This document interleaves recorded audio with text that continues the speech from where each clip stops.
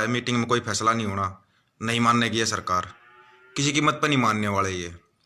फिर आती है बात 26 जनवरी की। 26 जनवरी की कोई लास्ट डेट नहीं इस आंदोलन की भाई। 26 जनवरी इस आंदोलन की कोई लास्ट डेट नहीं है। इस चीज़ का अपने दिमाग में बिठा कर रख लेना कि कोई सोच रहा हो 26 तारीख इस आंदोलन की आखिरी तारीख है। कोई आखिरी तारीख नहीं है भाई, आंदोलन चलेगा लंबा। 26 जनवरी को अपनी ताकत दिखानी है भाई किसानों ने। और वो युद्ध नहीं है, कदे कोई सोच रहा है युद्ध है, युद्ध नहीं है भाई, वो अपनी ताकत दिखानी है, परेड करनी है। गणतंत्र दिवस है, सबको पता है। परेड होगी वो अनुशासन में होगी। अनुशासन कैसे रहेगा, कैसे चलेगा, ये सब किसान जत्थेबंदियाँ करेंगी भाई। इस चीज़ को अपने दिमाग में बिठा कर रख लेना। कदे कोई सोच रहा है उस दिन जंग करनी है या कुछ करना है, ऐसा कुछ भी नहीं करना है। जो आम पब्लिक जो काम कर रही थी, अंबानी के जियो का बहिष्कार, रिलायंस फ्रेश का बहिष्कार, पेट्रोल पंप का बहिष्कार, ये सबसे बढ़िया काम था, ये करना भी है। यह उनकी दुखती रोग है भाई। 25 को नहीं भाई, 23 तारीख से पहले पहुंचना है दिल्ली। 20 तारीख से पहले, बल्कि 20 तारीख से पहले सभी को दिल्ली पहुंचना है भाई। उसके बाद तो भाई रास्ते रुस्ते बंद कर देंगे। फिर जो दिल्ली के आसपास रहने वाले हैं, दिल्ली शहर के आसपास या दिल्ली के अंदर रहने वाले जो लोग हैं, वह 23, 24, 25, 26 और 27 जनवरी को ये थोड़ा एक ध्यान रखना भाई। जाम भी लगेंगे, सब कुछ लगेगा। जहां तक हो सकेगा रास्ता खुला रखा जाएगा, लेकिन भाई थोड़ी बहुत दिक्कतों का सामना करना पड़ सकता है। इसलिए अपने काम 23 तारीख से पहले निपटा ले तो ठीक है, क्यों तब होगी ज़्यादा भीड़। ज़्यादा भीड़ में भाई रास्ता जैसे मिलता है सबको पता है, कम रास्ते मिल पाएंगे। इसलिए उस 23 तारीख से पहले पहले अपने जो बाहर अंदर बाहर के जो काम है उनको निपटा लें। जो दिन रहने वाले हैं वो सबसे अच्छा रहेगा। और जो आम जनता जो काम कर रही है, बहिष्कार करने वाला या जो गोदी मीडिया, उसको उसके औकात दिखाने का, वो काम लगातार जारी रखना है।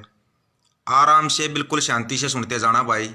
कदे किसी ने जल्दी है तो वो बजा कर अपना काम करे आना, कदे कोई कमेंट करे बीच में।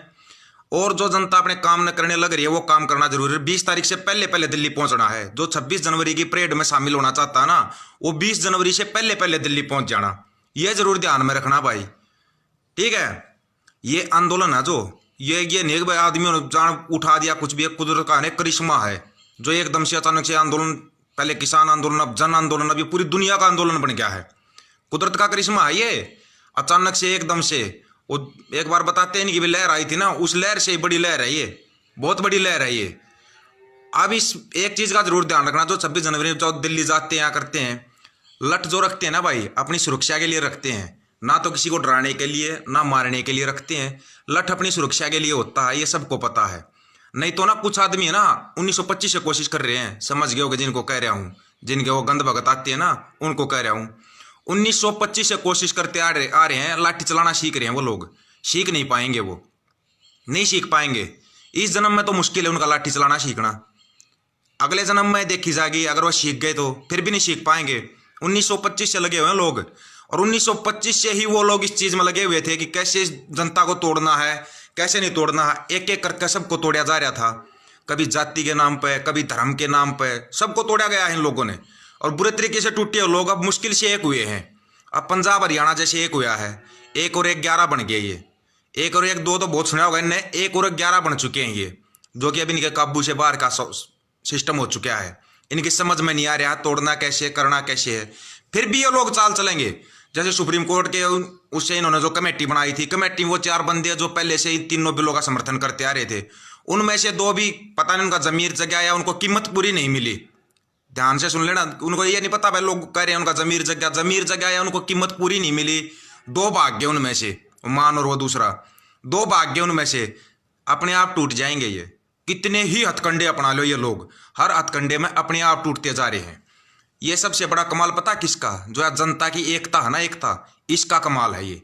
इसमें ना किसी एक आदमी का है ना 2 आदमी का है, पूरी जनता की एकता का कमाल है ये, जो है किसानों ने जागरूक किया है ना। और सबसे बड़ी बात, जो पंजाब वालों ने 2016 में ना आत्माएं मर चुकी थी लोगों की हरियाणा में। अब ये मत कहना कि ये क्या बोल रहे हरियाणा का रहते हुए, बिल्कुल मर चुकी थी जनता, सो चुकी थी इनकी आत्मा।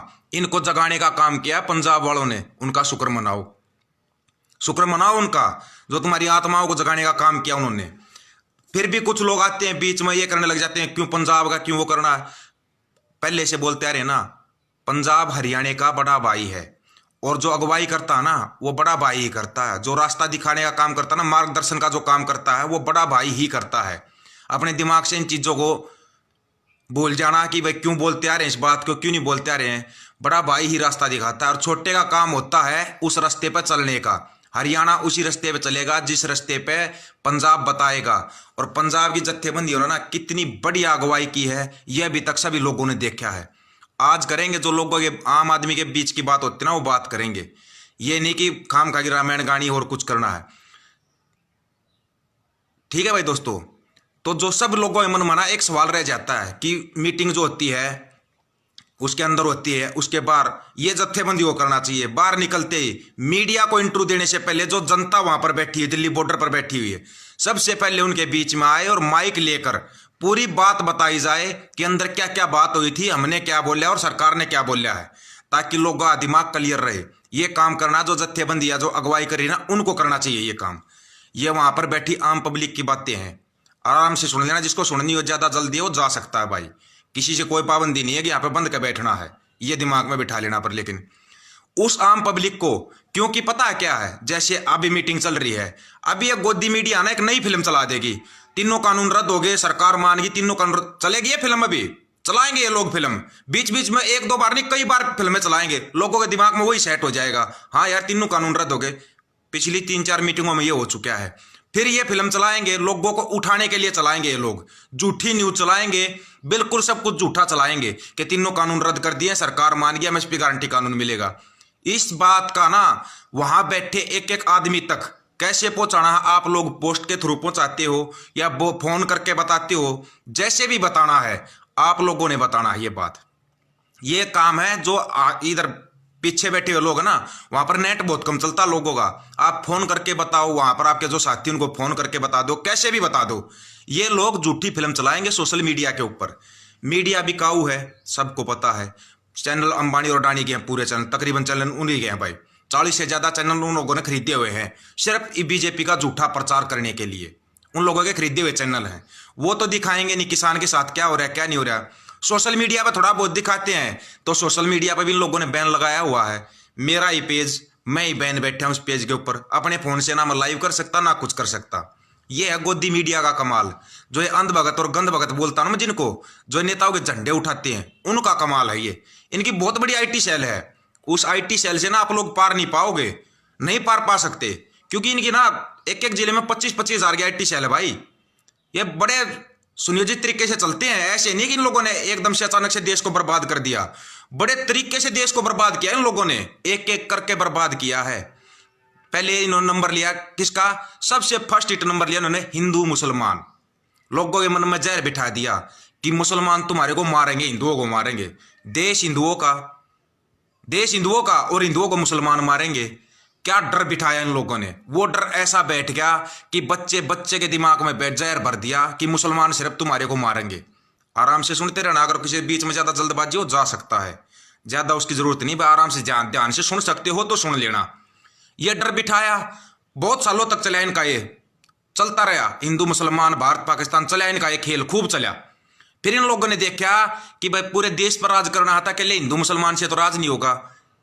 फिर इन लोगों ने नया जहर उगाया, जातिवाद का जहर, जो लोगों के दिमाग में बड़े सुनियोजित तरीके से, बड़े ही बढ़िया तरीके से लोगों के दिमाग में भरना शुरू कर दिया कि भाई जाट को टारगेट किया, गुजरों को टारगेट किया, राजपूतों को टारगेट किया, सबको टारगेट करते आए एक एक करके, और बढ़िया तरीके से टारगेट किया। 2016 में सबने देख लिया हरियाणा की क्या हालत खराब कर दी थी इन्होंने, सीधा जाट को टारगेट किया था। अब इस आंदोलन के जरिए भी ये लोगों को ऐसे टारगेट करेंगे। इन्होंने जातिवाद का भी करके देखा भाई, इन्होंने बीच में चीन और पाकिस्तान को भी लेके आए, फंडिंग विदेश से हो रही है ये भी लेके आए, हर चीज को लेके आते हैं ये। इस चीज को समझना है इस आम पब्लिक को कि ये लोग करते कैसे हैं, कैसे लोगों के दिमाग में जहर भरते हैं, ये चीज समझनी बहुत ही जरूरी है। आंदोलन चलता रहेगा, लंबा आंदोलन चलेगा, जिस भाई को जैसे भी टाइम लगता है, लेकिन 20 जनवरी से पहले वहां पर अपनी हाजिरी जरूर लगाएं, और 26 जनवरी तक हर घर से एक बंदा 20 जनवरी से पहले 26 जनवरी की परेड के लिए दिल्ली बॉर्डर पर जरूर पहुंचे। ये मैसेज मैं आपको बार बार बताता रहूंगा ताकि इस मैसेज को आप ज्यादा से ज्यादा फैला सको। अब आते हैं इनके जहर भरने के तरीके को, जहर कैसे भरा जाता है। ये सबसे पहले टारगेट करते हैं जो ज्यादा पढ़े लिखे समझते हैं ना अपने आप को, जो अंग्रेजी वगैरह बोलते हैं, उनको टारगेट करते हैं। उनके दिमाग में बड़े अच्छे ढंग से भर देते हैं, तुम्हारे से ज्यादा अच्छे ना ये अनपढ़ जो ताऊ बैठे ना बॉर्डर पे, बहुत ज्यादा है ये, तुम्हारे से काफी कुछ जानते हैं ये, इनके दिमाग में नहीं भर पाए ये जहर, इसलिए ये दिल्ली बॉर्डर पर टिके हुए हैं। और जो पढ़े लिखे हैं ना वो अब भी यही बात बोलते हैं कि तीनों बिल बहुत बढ़िया है। तो फिर इसका मतलब तो सुप्रीम कोर्ट के जो वकील बोल रहे हैं ये तीनों कानून किसान के लिए नहीं, आम पब्लिक के लिए भी हानिकारक है। वो वकील कम पढ़े लिखे हैं, ये सोचना चाहिए, जनता को सोचना चाहिए ना। सोचने वाली जो बात है ना सिर्फ वो किया करें, काम की बात करनी चाहिए। मन की बात करने के लिए नहीं होता फोन या मीडिया, नहीं होती मन की बात करने के लिए, काम की बात करने के लिए होती सोशल मीडिया और मीडिया। कुछ एक आदमी होते हैं जो अपनी लुगाई के तो हो नहीं सकते, वो देश के कहाँ से होंगे, वो फिर मन की बात आके मीडिया में करते हैं, होते हैं कुछ एक। और हमारे देश की बड़ी खासियत है ये, ऐसे लोगों को हम अपने देश का राजा बना लेते हैं फिर, कि बस यही करेगा वो, फिर मन की बात करने के लिए आएगा मीडिया में, और काम की बात तो करेगा नहीं। काम की बात आज तक की नहीं। कितने बढ़िया तरीके से रेलवे को बेच दिया, BSNL को बेच दिया, एयरपोर्ट को बेच दिया, लोगों को नौकरी से निकाल दिया, लेकिन फिर भी लोगों के दिमाग से एक चीज नहीं निकल रही, खिलेगा कमल ही। तो इसका मतलब लोगों के दिमाग में पूरी तरीके से कीचड़ भर चुका है, कीचड़ इतना भर चुका है कि वो कमल बार बार खिलता आ रहा है। 2014 में क्या किया, सैनिकों को मरवाया, बढ़िया प्लानिंग से इन्होंने उस बात को फैलाया कि हम इसका बदला लेंगे, ये करेंगे वो करेंगे, जम के बैठ गए। 2014 से 2019 तक लोगों का पूरा खून चूसा, इन लोगों ने पूरा खून चूस लिया। जैसे ही 2019 आया इन लोगों ने देखा अब तुम्हारे को कोई चुनेगा नहीं चुनेगा, फिर टारगेट पे कौन रखे, सैनिक। हमारे देश की खासियत है, वैसे सभी है ना सोशल मीडिया पे चिल्लाएंगे हम सैनिकों की इज्जत करते, लेकिन जिंदा सैनिक की इज्जत नहीं करते। ये दिमाग में बिठा के रखना, जिंदा सैनिक की यहाँ पर ना इतनी ज्यादा कदर नहीं करते जितनी लोग सोच रहे हैं। अगर जिंदा सैनिक अगर अपने मन की बात रख देगा ना, ये बताने लग जाएगा कि भाई ये गलत हो रहा है, तो उसको देशद्रोही गद्दार करने में ज्यादा टाइम नहीं लगाते अपने देश के लोग। ये खासियत है इस देश की। हाँ, अगर वो सैनिक शहीद हो गया, मोमबत्ती उठाकर सबसे पहले चलेंगे, फिर उन लोगों को पुलवामा करवा दिया, उसके नाम पर फिर वोट मांगे। सैनिकों को पहले मरवाएंगे। अब यहां पर शहीद नहीं होता, यह है मरवाना, चाहे वो पुलवामा हो या गलवान घाटी हो, उनको मरवाएंगे जबरदस्ती, फिर उनके नाम पर वोट मांगेंगे। ये तो सैनिकों के नाम पर राजनीति कर सकते हैं। एक सैनिक अगर जायज सवाल करे तो वो देशद्रोही। कौन सी किताब में पढ़ के आते हो अब आप लोग, थोड़ा बताना जरूर भाई, ठीक है ना। आज कोई जल्दबाजी नहीं है मेरे को, अगर किसी को जल्दबाजी है ना तो वो अपना काम कर सकता है, मेरे को कोई जल्दबाजी नहीं है। आराम से बताओ ये इतना जहर कैसे भरा गया लोगों के दिमाग में। घूमता मैं भी हूँ, हर जगह घूमता हूँ, हर जगह देखता हूँ भाई, कभी टिकरी बॉर्डर पर, सिंधु बॉर्डर पर, वैसे गाँव में भी जाते हैं। जो ज्यादा पढ़ा लिखा मिलता है ना उसी के दिमाग में सबसे ज्यादा कीचड़ भरा हुआ क्यों है, ये समझ से बाहर की चीज हो रखी है। उसको आराम से ना, जो ज्यादा पढ़े लिखे हैं, आराम से अपने गाँव में गवांड में जो बड़े बूढ़े हो ना, 70 साल के, 80 साल के, 90 साल के जो बुजुर्ग है, उनके पास बैठा करो घंटा 2 घंटा, वो तुम्हारे को आराम से समझाएंगे। जो कीचड़ है ना तुम्हारे दिमाग में भर चुका है, जो कीचड़ जिसके कारण ये कमल खिलता है बार बार, वो तुम्हारे दिमाग से धीरे धीरे साफ हो जाएगा। उसको साफ करने के लिए आपको बड़े बुजुर्गों के पास बैठना पड़ेगा, क्योंकि किताबों में तो पढ़ोगे ना, इतिहास ही चेंज कर दिया इन लोगों ने। माफी वीर तो यहाँ पर शहीद का दर्जा पा रहे हैं। शहीद भगत सिंह, वो विचारधारा जो पूरी दुनिया में फैली हुई है, जिसको बच्चा बच्चा शहीद आजम भगत सिंह बोलता है, उसको तो ये शहीद का दर्जा नहीं दे रहे। जिनके नाम पर ये आज तक राजनीति करते आए हैं उनको तो ये शहीद का दर्जा नहीं दे पाए आज तक। क्यों? वो उनको तो फिर जब ये फंस जाएंगे, चारों तरफ से फंस जाएंगे, फिर ये बड़े बड़े महापुरुषों को और शहीदों को बीच में लेके आएंगे, लेके पक्का आएंगे। ये अपने दिमाग से निकाल देना कि ये उल्टे हट जाएंगे। बोलते ना बंदर बूढ़ा हो जाता लेकिन गुलाटी मारनी नहीं छोड़ता वो। तो इनकी ये जो दिमाग में 1925 लोगों के दिमाग में जहर भरते आ रहे हैं ना, इतनी जल्दी हार नहीं मानेंगे ये कुछ ना कुछ फिर लेके आएंगे, फिर लोगों के दिमाग में कचरा भरेंगे। इससे बढ़िया ये आंदोलन 2024 तक चलता रहे ना, 2024 तक ये आंदोलन चलता रहे, कम से कम धीरे धीरे लोगों के दिमाग से कचरा तो साफ हो जाएगा, वो कीचड़ साफ हो जाएगा, जिसके कारण ये कमल खिलता है। 2 फूल बड़े खतरनाक होते हैं, अप्रैल फूल और ये कमल का फूल, दोनों खतरनाक है। दोनों जगह पर लोगों को मूर्ख बनाया जाता है, दोनों जगह पर लोगों को मूर्ख बनाया जाता है, चाहे वो अप्रैल फूल हो या कमल का फूल हो। जिसकी समझ में नहीं आ रहा, आराम से इनकी पूरी स्ट्रेटजी जो होती है ना, पूरी समझ कर देख लेना। पूरे देश को बेच रहे हैं, नौकरियों से लोगों को निकाल रहे हैं।